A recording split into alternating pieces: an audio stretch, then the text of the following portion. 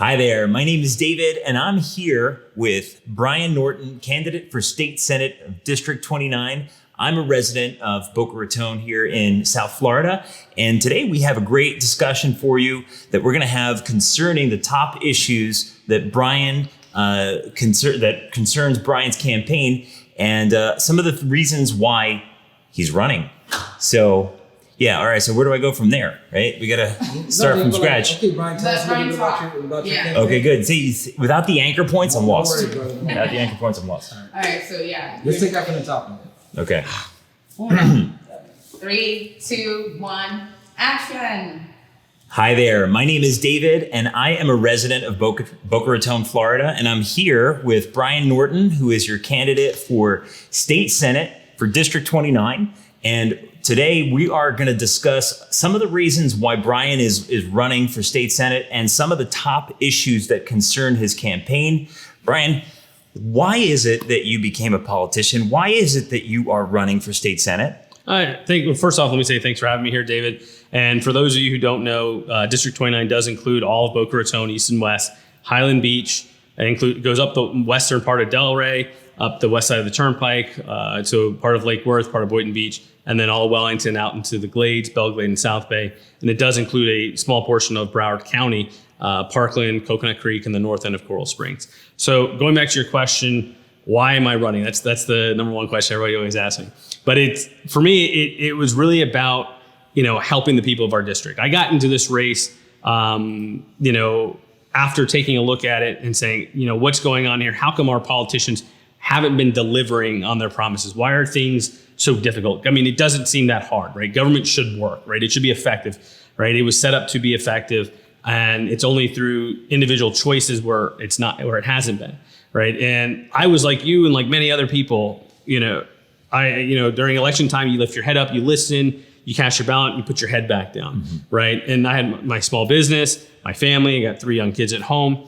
And for me, I got tired of having to lift my head up before election time and saying, what's going on here? Why isn't this working? Why am I always having to pay attention to what's going on in the government? It always seems like there's an issue here and there and things aren't working, right? And, and that's a distraction, right? That's not how our democracy is supposed to work, right? We elect people to represent us, to take care of these things so that we don't have to worry about these things on an everyday basis, right? We shouldn't have to worry about whether our roads are getting, fixed, whether our schools are getting what they need, right? That's what we elect other people for. And it seems like year after year, cycle after cycle, things aren't getting solved. There's many issues, both at the state level and national level, that have been issues since I was a kid, right? And if I look at my children and say, hey, when they grow up, are they going to be facing the same issues that we're facing today? That's absurd. That's just ridiculous. Right. And like I said, it shouldn't be that hard, right? Government should work. It should be effective, and it should be fairly simple to solve these problems.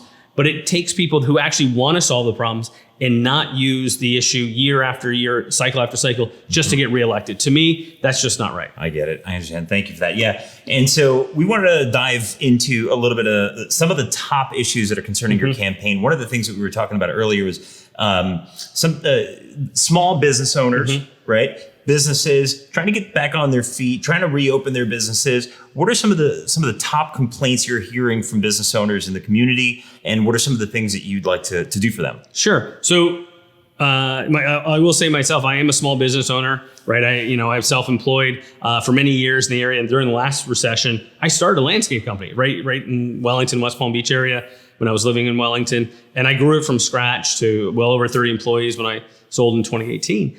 But and I've talked to many employees.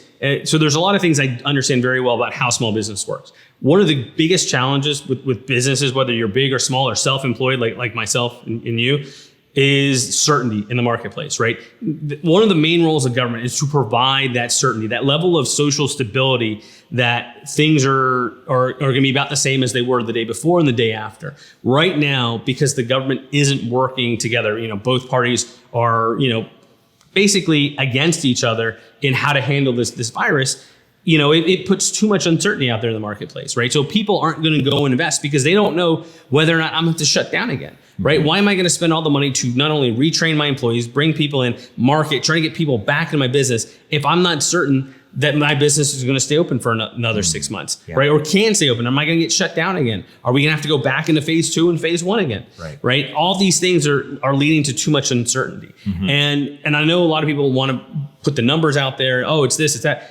It's very simple from my perspective. If the government came out and politicians on both sides were standing together talking about this is what we're going to do, right? Even if you don't 100% agree with it, because you never will, but at least they're on a unified path of where it needs to go forward. That's going to calm people down, and that's what's going to help business owners get back into it, because it's going to take time for the legislature to get in there, for the Congress to pass what they need to pass for relief, and for us at the state level to do what we need to do. But the very first thing has got to be is instilling people's faith and trust back that the government has this thing under control, right? And that's the key word, it's control, right? You're never going to eradicate the virus, right? Just like we can't eradicate the flu. So we have to maintain control, and we have to project that we know what we're doing. And if we don't do that, it's just going to prolong this level of uncertainty. And that's the main thing that's harming. Because we need businesses to get back to work. We need people like yourself and me and everyone else to get back to work, because that's what actually funds the taxes, so that we can have schools, we can have, great health, good health care, whether it's for Medicaid, Medicare. So, all the other things that we use, transportation, all that money comes from taxes. That taxes comes from an economy that's working. How are you going to pay your taxes on your house if you don't have a job? Right. We have numbers back from the summertime that showed about 10% of Floridians were not paying their mortgages or rent. They were delinquent, right? So what's going to happen there, right? You're going to have a lot of people getting back out, whether it's homes in foreclosure or people getting kicked out of their leases. But that's where the economy has to keep going, because if we keep going the way that we're going, we're going to lead to more despair and more devastation from the economic side of things, just like we saw after the 2008 crash, where, drug addiction goes up, suicide rate goes up, families get split apart. There's all sorts of these negative impacts from an economic perspective that are going to vastly outweigh the COVID, the number of sick and dead from COVID. And we can anticipate these problems in the future, right? And that's why we have to start working today to solve them, to mitigate their negative effect going forward. Absolutely. Yeah. So you touched on, we spoke about small business, and we kind of snowballed into, the pandemic and its impact on people and the communities. And we touched a little bit on healthcare. So what are some of the top concerns that you're seeing from the community concerning healthcare? And what are some of your thoughts about what you'd like to do in that space? Sure. So some of the top concerns that when I talked with healthcare professionals, physicians and others, is very simply the information that's out there, right? There's a lot of conflicting information. And one of the challenges has been simply the fact that we put all this information out there, but it's not really explained, right? You're not going to explain how these numbers work, what these medicines actually mean in a 4-minute segment on the news, right? And when you try to explain to people, even like how the death certificates work, how how we're using the positivity number, how all these different medications work, it leads to the mass public being confused, right? And that's what I meant going in the previous part about being uncertain, right? It's that uncertainty that's causing more problems than putting out the right information. One of the goals or responsibilities of the government, whether it's at the state, local, or federal level, is to educate the public, right? And you have to educate the public consistently and over time keep adding to it, right? But it's got to be consistent. You can't just say, oh, do this and that's it. Say it one time, say it 10 times. I'm for wearing masks and social distancing and washing hands, all that's great, but it's very passive, right? So what I advocate for is a more aggressive approach to managing the virus. And what I mean by that very simply is, instead of treating it like a wildfire and just letting it burn, you treat it like a house fire, and you do a targeted approach. You send people into the areas where we know we're going to have an issue, or we do have an issue, and you start to get those areas under control so that fire doesn't spread, right? We have to assume from the government's perspective, whether it happens or not, but you have to make an assumption that more people are going to get COVID. You're going to get hotspots. Just like we assume every year in Florida, we're going to have a hurricane that hits us, right? We make that assumption every single year. It doesn't hit us every single year, but we prepare for it, right? That's one of the responsibilities of government. And we have to prepare for hotspots to come, whether or not they do. And just like in a hurricane, say, hey, you guys, we know it's going to hit this area. Here's what you do. I'm going to send people in there and warn people, you got to get out. And we can do the same thing with COVID. If you know you have a geographical hotspot, you can send professionals into that area, wave people down as they're leaving, entering, exiting, and say, hey, you have a hotspot here. You should get tested, right? Because the it's very simple. If you know that you have COVID, right, you're going to stay home. You're going to self-quarantine, right? People are going to be responsible. I have faith in people. I trust that, there's always going to be some that won't. But by and large, just look back in March and April when the government was kind of unified and said, hey, we all need 2 weeks to slow the spread, flatten the curve. Generally speaking, Americans, we did that. We accomplished that goal. That's why we went back out in May. So you have to maintain that level of certainty. You have to maintain that level of consistency. And you have to be aggressive. And just like we knew the hotspot that we're facing now is on these people, 20 to 30 year olds, right? We know that's where the hotspot is. We've got to be more aggressive in making sure that they know that they have it, because a lot of them are fairly asymptomatic. They might just think, oh, I feel bad because I drank too much last night, or, whatever other reason. So if they don't know that they have it, they're not going to stay home. But if they know that they have it, they're more likely to stay home, right? Absolutely, it's being smarter. It's you recognizing what's going to happen in the future and dealing with it today. I like that. I like that analogy of the house fire and the targeted approach. And it's the proactive mindset that you're coming from. So I like that. So right. And then, we have our children are kind of going back to schools now, right? The schools are slowly reopening, and some students and parents and families are choosing to send their kids back to school in smaller numbers. But what are some of the concerns that you have, even above just school safety? What are some of the concerns that you're hearing from residents, from the community, about the quality of our education system? And what are you really passionate about doing there? Yeah, so first and foremost, if anybody that saw me, I went out and I talked to the Palm Beach County School Board at a meeting over the summer. And I basically, my argument is very simple. It's the responsibility of the district to provide safe and effective learning environments for our kids. Yeah. Right. So, and both those are important, right? So if they're going to do virtual learning, it's got to be effective, right? And right now, as a parent of 3 kids in elementary school, it's not super effective. Right. Right. And if we send our kids back to school, it's got to be safe. Right. In these past 2 weeks, I have sent my kids back to school, but I do have concerns at how the school is handling COVID, because it's going to happen, right? You have to assume it's going to happen. And so far, it hasn't been terrible, right? I think we've had 30 some cases here in Palm Beach County schools, but you have to, make sure you have a plan. Like, what do you do? Who's your lab that's going to test? How do we get those results back in a very quick, timely manner? So we're only taking the kids out that really need to be taken out, right? Instead of just putting the whole school in lockdown like you've seen in other states. Okay. But when it comes to education in general, my philosophy is a little bit different on education. And it really stems from the fact that I believe the goal of education, as far as public education for our children, is twofold, right? It's to instill a lifelong love of learning, right? If you love to learn, whether you're at the top of the class or the bottom, you're going to have the skills you need to learn your entire life. If you love to learn, you're going to continue, no matter what the subject is, you're going to know how to do it, and you're going to want to go do it, right? So number one. Number two, it's to prepare our children for adulthood, right? For the real world.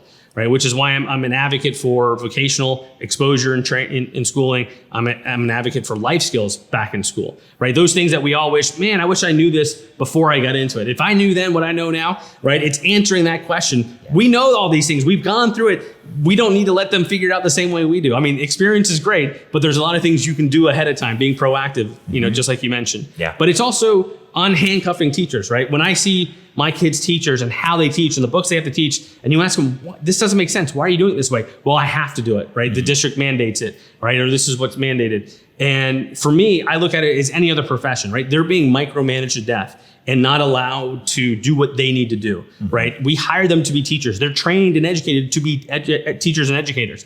We need to let them do that, right? They may all take a different path, but that's okay, right? They may get, I remember some of my favorite teachers in school growing up were not the same as one another, right? They all did something their own weird, kooky way, and they brought it to life, and they really merged real experience with the knowledge. And I think teachers can do that really well. But when you look and see how teachers are kind of micromanaged to death, right? It sucks the kind of fun out of it and sucks the joy out of it. And they don't thrive, right? That's what I'm saying. Like, the goal of teaching should be to help our kids love to learn.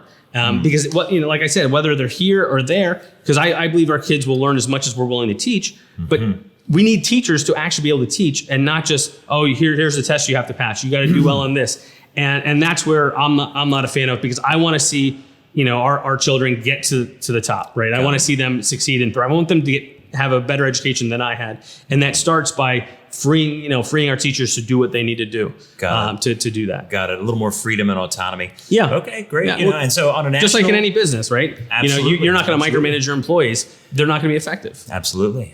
Yeah. So, nationally, we're seeing this trend of, people advocating for defunding the police and, what kind of statewide chaos that's kind of stirred up. So, in terms of, we're talking about reopening the economy, getting everything moving again, getting the kids back to school, making sure the quality is there.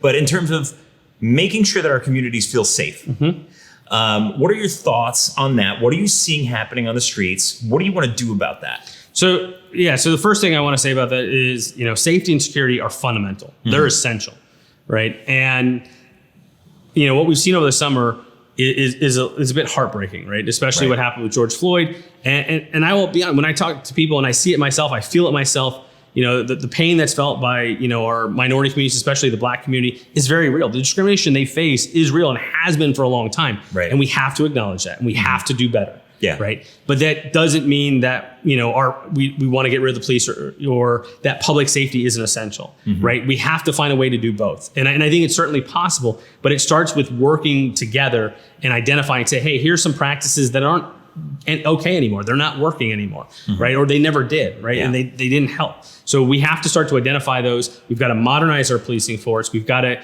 I'm a big proponent of, community policing, making sure that our police force is properly trained. They're not overworked, right? When I talk to officers, when I talk to people.